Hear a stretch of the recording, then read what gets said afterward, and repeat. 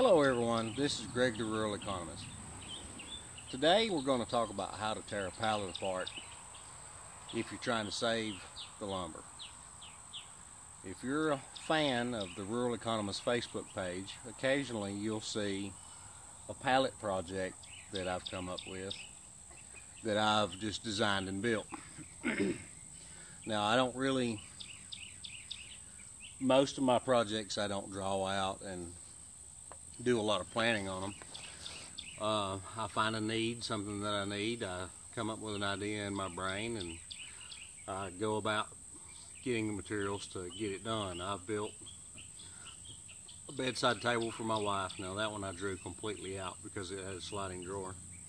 A couple of bookcases, some serving trays.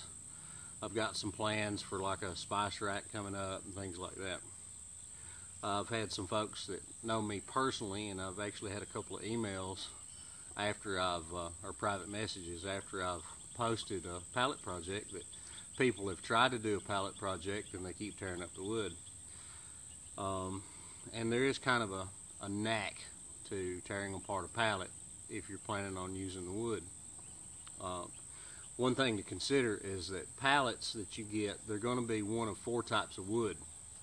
They're going to be yellow pine, spruce, poplar, or oak.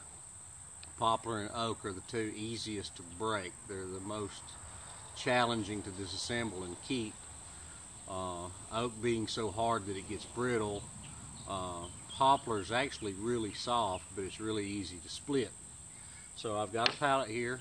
This one looks like a mixture of yellow pine and spruce. I actually picked this one for a reason that I'll show you maybe here in a minute. But I'm going to show you how to disassemble the pallet if you're planning on using the lumber for something that you're planning on building. I've got a really cheap old hammer. This is a task force. They don't even sell those anymore, I don't think. It came in like a little tool kit. And then I've got a pry bar. Now I want you to notice that I don't have the traditional wrecking bar. I've got the thin little pry bar. A traditional wrecking bar is going to tear it up pretty bad. When you get started, you're going to look for freebies first. Every one of them is going to have freebies. Now what I mean by freebies is a nail that's heads up far enough where you can pull it and not exert any effort much. I got a few here.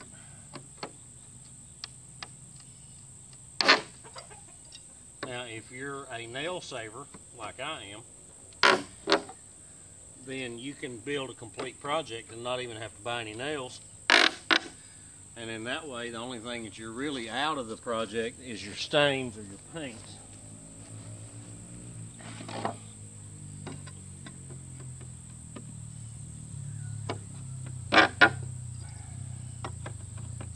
This one actually has quite a few freebies in it. I got lucky on that one.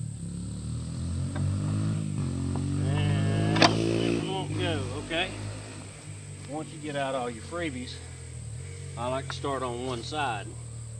Now what I do is I lay it down flat. Just make sure you can see this.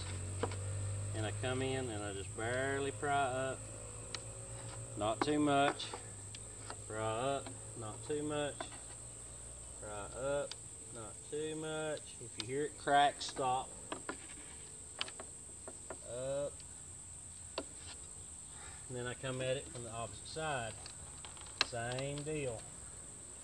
Now that one has a nail that's not, somebody was in a hurry when they built that one. So I'll have to take my hammer here. Running. Now once you get them, now did you hear that? I don't know if you can or not. It's slightly cracking. Alright, just barely. And what you're trying to do is bring up those nail heads just enough to get your tool in under it, and then you can pop it up. Boards with knots are going to be more challenging than boards that don't have them. You may want to use a rubber mallet. I don't. Rubber mallet is going to do less damage to your wood.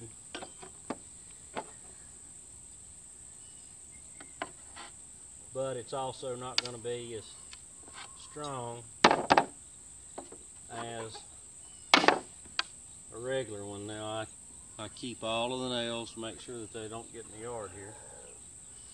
Alright. Now, that one's not attached to anything because the wood's split on the back.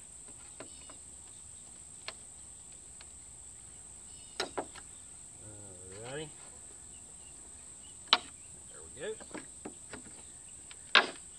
So I've got that board pretty loose in the center. Ooh. Alright. Now, I've got it completely loose in the center. Once you get it loose in the center, you'll have to test which side. One side's going to be easier to rise than the other one. And it may have to do with what type of wood the runners are. Any pallet that has oak runners is going to be more difficult to disassemble simply because oak grabs a hold of the nail or staple. Some of them are stapled. I prefer them that have nails.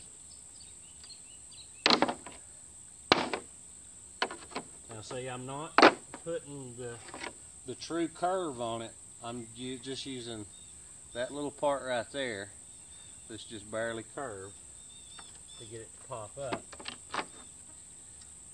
And I'm going from every possible angle. Alright, that one actually went really well.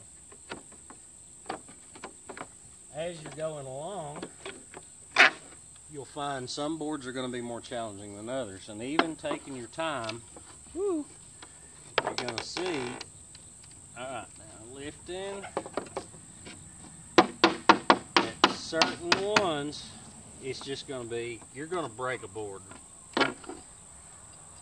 Now these have a little bit of mold on them. That's not a big deal for me because I always sand them. But some people don't like the mold. They're afraid of them. And understandable. There's been a lot of reports out there about, you know, dangerous mold. But this is all natural stuff, which mold is natural. But certain ones, if you don't get it under control, can cause health problems. Alright, just flip that one out.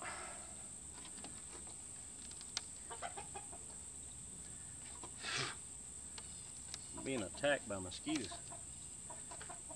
Alright. Board number one. Completely removed. No cracks. No nothing. Just needs sanding. Now, I was telling you about the knot. That knot just popped out. So that's gonna be a fall off. Now here's the thing. If you break one board on a pallet, don't sweat it.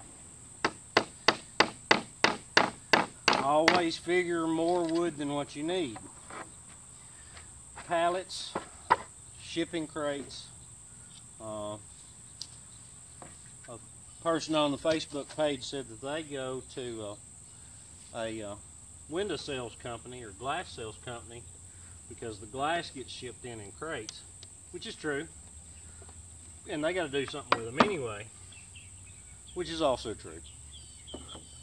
I have found that some of the larger companies actually sell their pallets to people who rebuild them, which is smart.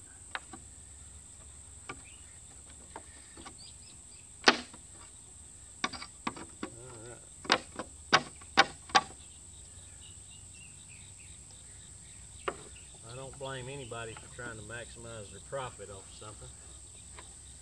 I can generally get decent pallets and be fairly picky for anywhere from $1 to $2 for a full-size pallet.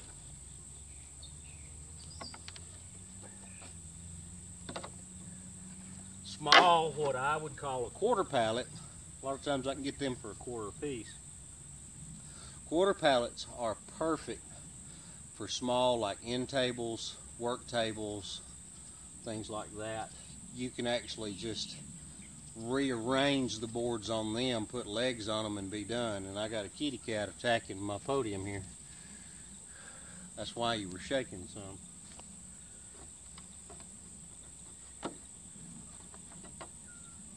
Alright. Now, that one right there, I just broke that board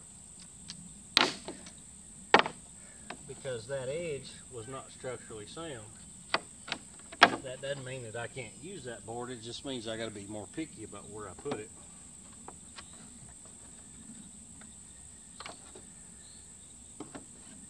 Now you see, I'm taking my time, I'm not in a hurry. Woo, that one went good. And I'm prying up and down, slowly working. Now you'll notice I work both directions with my pry bar. And I do not apply major pressure until I've got it released pretty good.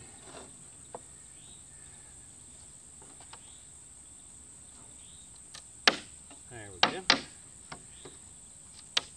Now that does two things. One is that doesn't bend these nails. And if I want to, all I got to do is just barely straighten that nail out just a fuzz. You see how it's got a little bit of a bend there. I can hammer on that nail right there, straighten it out, and I can reuse that on a project.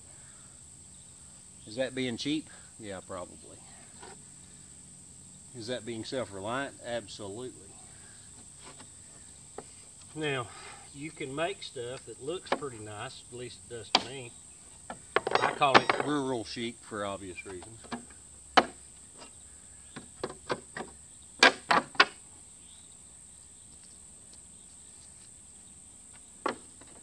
Once again, like you can tell, I'm not in a major hurry.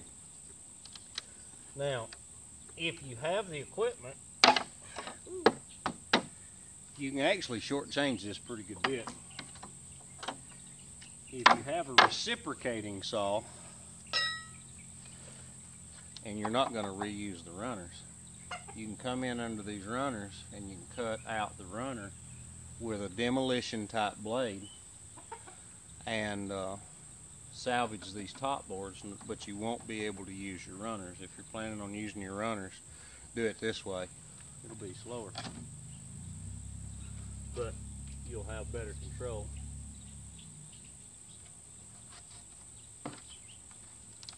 Now, do I have plans for this one? Not really. I just wanted to show you how to do it. There's two boards, none of them broken. Now that board right there, I don't know if you can tell. Yeah, you can tell. That doesn't have a good edge, so I may have to rip it. That's okay. Now, the reason that I chose this pallet, let me see here, is actually that right there. Now, that right there has been called rich pine, it's been called fat wood, it's been called a lot of other things. Sap wood. Put you back up. That wood, that's the only ones I'm going to tear off. That wood is super saturated with pine sap. It makes an excellent fire starter. That's all going to be kindling for the fireplace. Let me see if I got a lighter.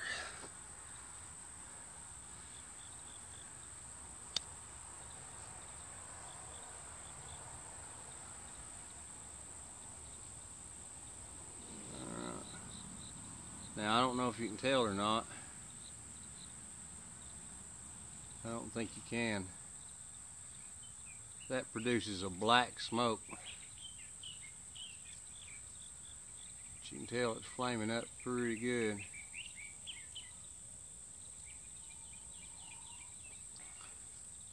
Now you can tell fat wood, one, due to the color. Two, if you just There we go. It's got a black smoke to it. Yeah, you can see that. Good. Burns really well. Burns for a good little while too. When you first cut it, it smells like pine saw. A long time ago they took pine rosin and made pine saw out of it. So that's a old-fashioned way, slow way, but a way to salvage all the wood when you're tearing apart a pallet. This is Greg the Rural Economist, wishing you rural dreams, homestead wishes. If you have a project, you might want to look at trying to make it out of a pallet. It'll be rural chic. See you later. Bye.